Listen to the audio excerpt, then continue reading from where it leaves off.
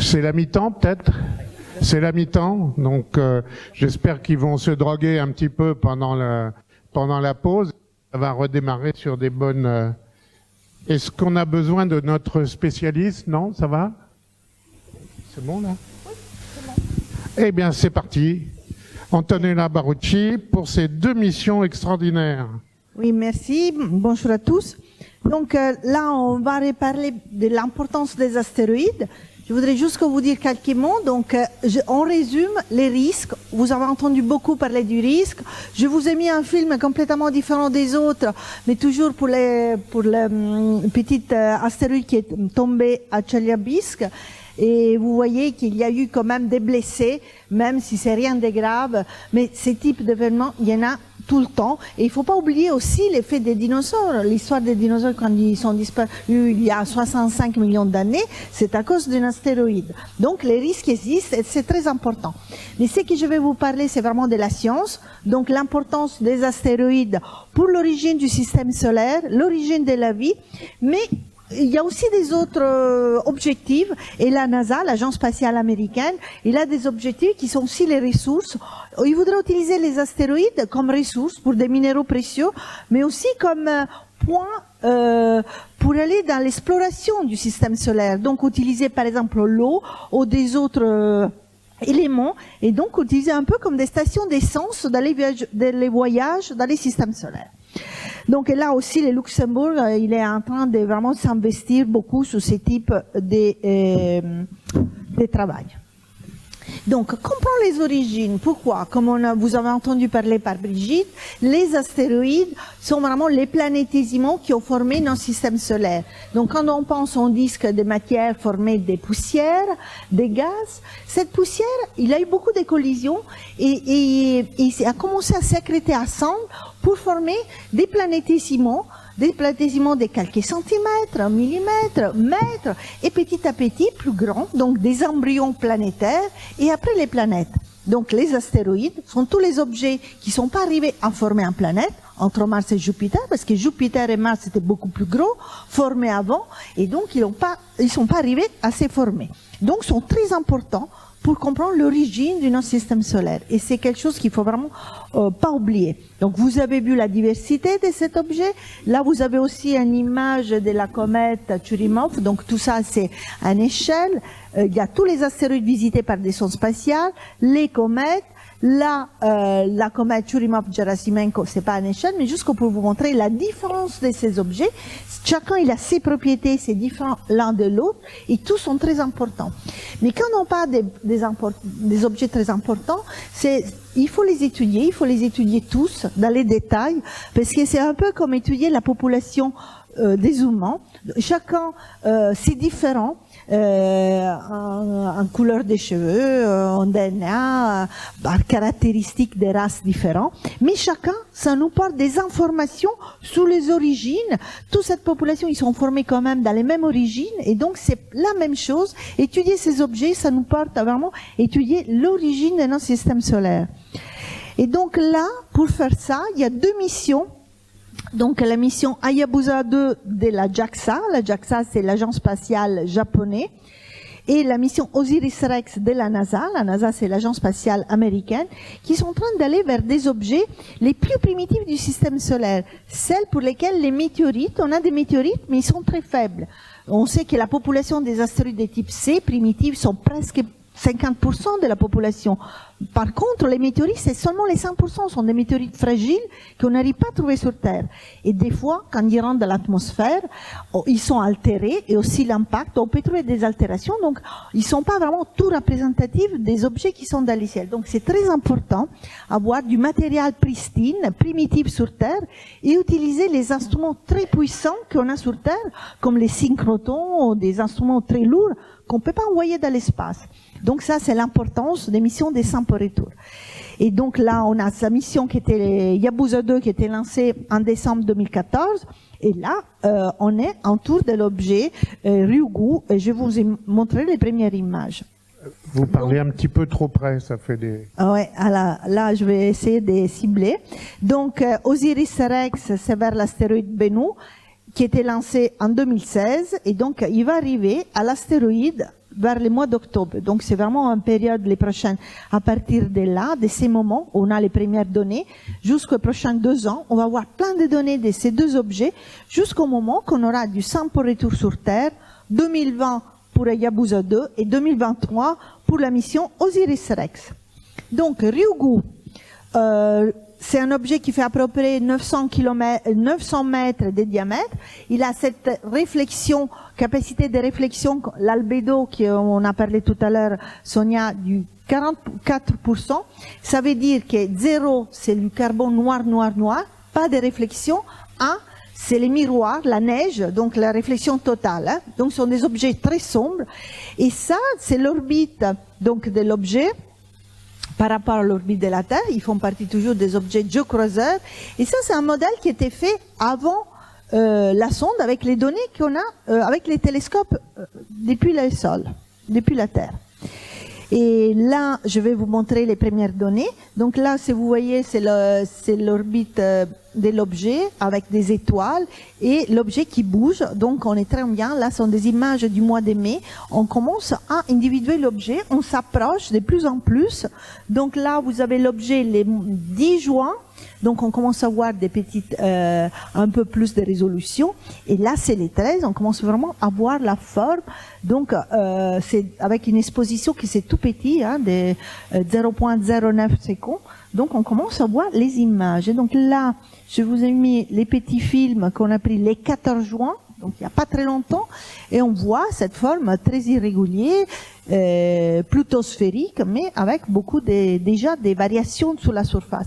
Donc cette image était prise les 14 juin quand on était à une distance de 650 km de l'objet. Et donc là, il faisait jusqu'aux 13 pixels. Hein. Les pixels, c'est la résolution de la caméra, et donc les diamètres, à peu près 900 mètres, c'était 13 pixels. Et là, on va voir les nouvelles images. De plus en plus, on s'approche. Donc, c'était à partir du 18 juin jusqu'à la dernière là que vous voyez, c'est le 20 juin. Et alors, quand on parlait des couleurs, c'est vraiment les couleurs vraies de l'objet lui-même. Donc, la caméra, il a différents filtres et on fait des compositions des filtres pour avoir l'image. Et donc là, ça vous donne la comparaison du couleur de l'objet par rapport aux couleurs de la Terre, comme si c'était de la même, avec les mêmes techniques. Donc, cette image était prise par la même caméra. Donc, bien sûr, la Terre, il fait 13 000 km et l'objet, il fait même pas 1 km. Mais juste pour vous donner une idée de la différence des couleurs. Donc là, on est à 40 km de distance. Et donc, vous voyez cet objet qu'il a une forme sphérique, mais on appelle top shape avec, si vous voyez là, une espèce des montagnes, des bridges en anglais, où tous les matériaux, ça semble descendre. Donc, c'est un modèle d'objet qu'on s'attendait de trouver depuis la Terre, et avec les modèles qu'on a fait, et cette forme, ça semble que c'est dû à l'effet thermique. Hein. Donc en réalité, comment on arrive à former ce type d'objet?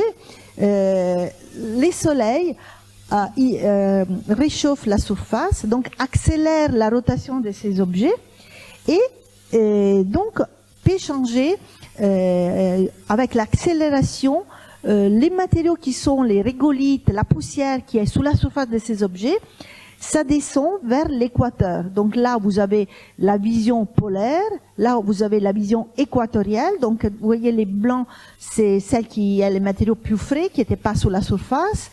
Et là, c'est l'équateur, où toute la poussière, il descend vers l'équateur. Donc, ça peut aussi créer des objets binaires, ou pas. Mais c'est ce qu'on appelle donc dû à l'effet de York. Et si vous voyez cette forme, c'est exactement la forme de cet objet-là. Donc là, c'est la dernière image qu'on vient de la voir, c'est le 27 juin. Donc il y a jusqu'aux 2 jours, quand on était à 20 km de distance de l'objet. Donc de plus en plus, on va s'approcher. Et le 5 juillet, on va être à 5 km, donc on va voir beaucoup plus de détails. Alors c'est un objet qui a une rotation autour de son axe de 7,6 heures. 36 heures. Donc, qu'est-ce que ça veut dire? Ça veut dire qu'en réalité, c'est pas si rapide. Mais probablement, il y a eu une collision qui a ralenti sa rotation autour de l'axe de rotation. Alors, quelque chose que aussi c'est très étonnant, on a les bridges ici, on a cette forme typique connectée les Fedea, mais aussi beaucoup de cratères. Donc, il y a eu une cratérisation des impacts après la formation. Et si vous voyez là aussi, il y a des grands cratères aussi ici. Et après, on a aussi beaucoup des cailloux sous la surface, des cailloux qui sont aussi assez grands.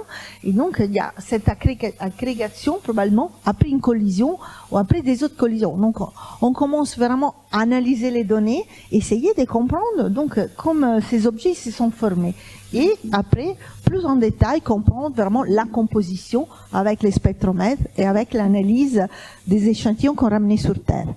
Alors, cette mission, il y a aussi un petit lander qui s'appelle Mascotte, qui était fait par les Allemands et les Français. Donc, les CNES a participé, l'agence française, l'agence spatiale française CNES a participé à cette Mascotte. Et Mascotte, c'est un héritage des landers Philae qui étaient sous la mission Rosetta.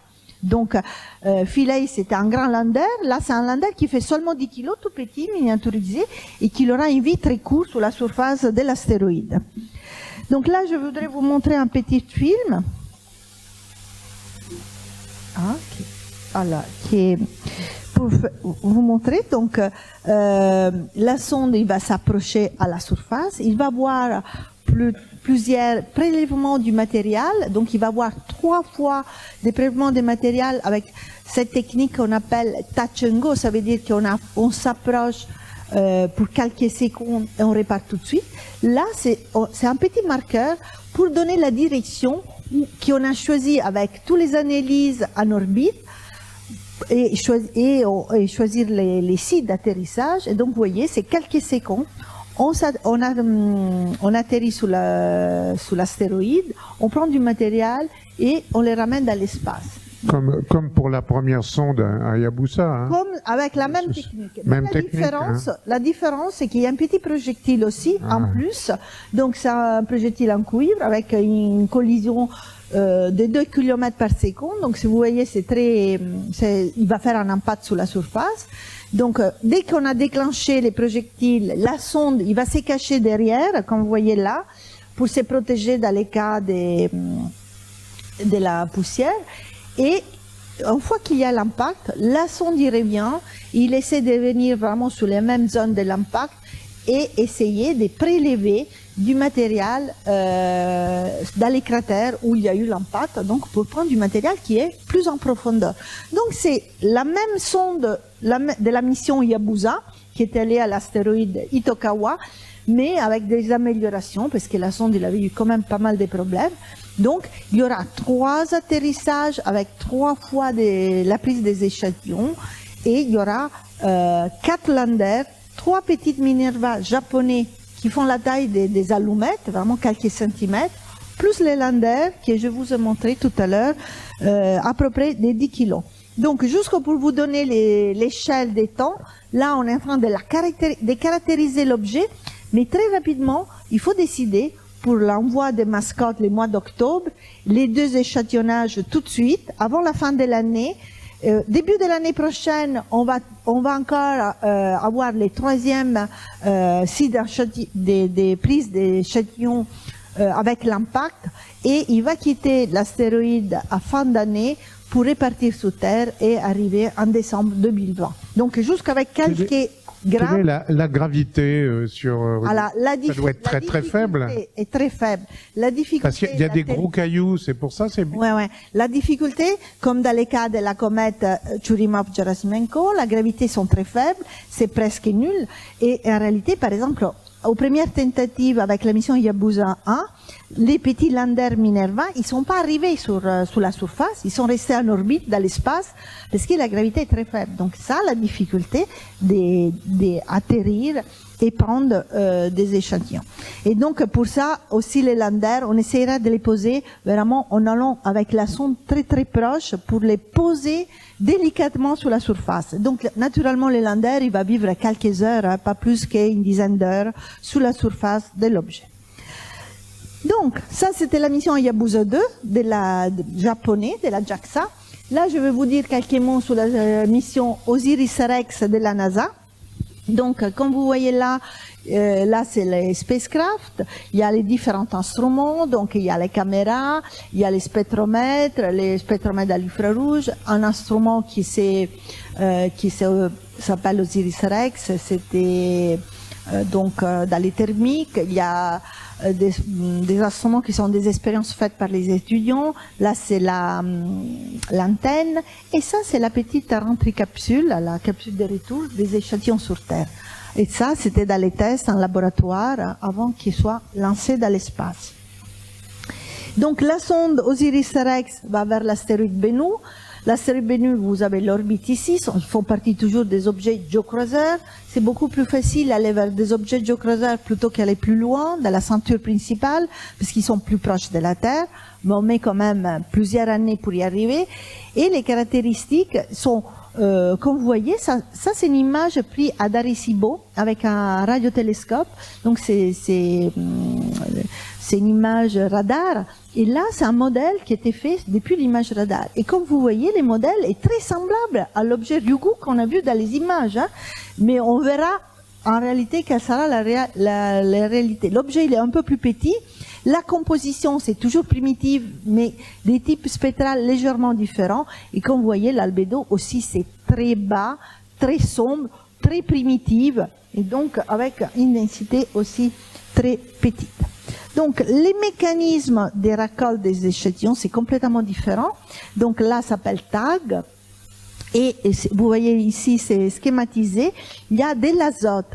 Donc, une fois qu'on fait les touch and go, donc vraiment toujours en quelques secondes, parce que la sonde ne peut pas se poser sur l'astéroïde, c'est vraiment quelques secondes, il y a une injection d'azote pour faire bouger les régolithes et ramasser tous les matériaux les plus possibles. Donc, avec tous les tests en laboratoire, faits à zéro gravité, etc., ils ont vu qu'il peut détecter entre 60 grammes et 200 grammes. Donc, vraiment une quantité beaucoup plus grande.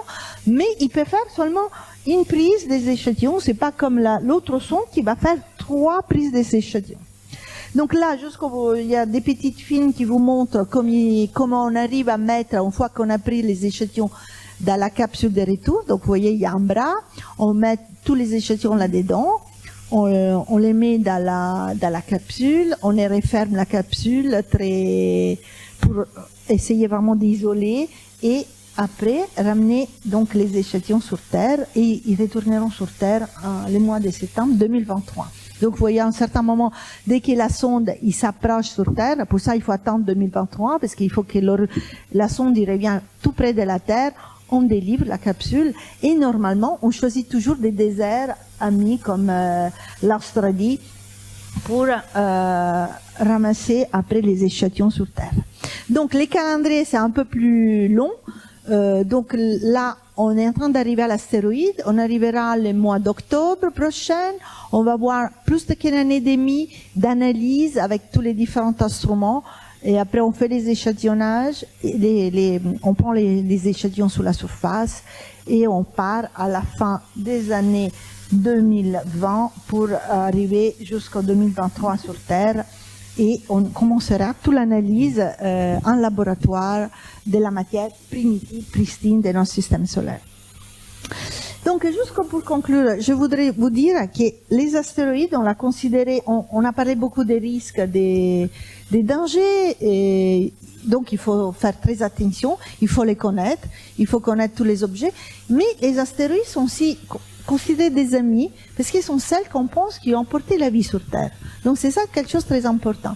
Et donc il y a eu une période où il y a eu beaucoup de collisions, jusqu'à un moment ce qu'on appelle en anglais Late Heavy Bombardment, qui est venu plus ou moins 3,9 milliards d'années.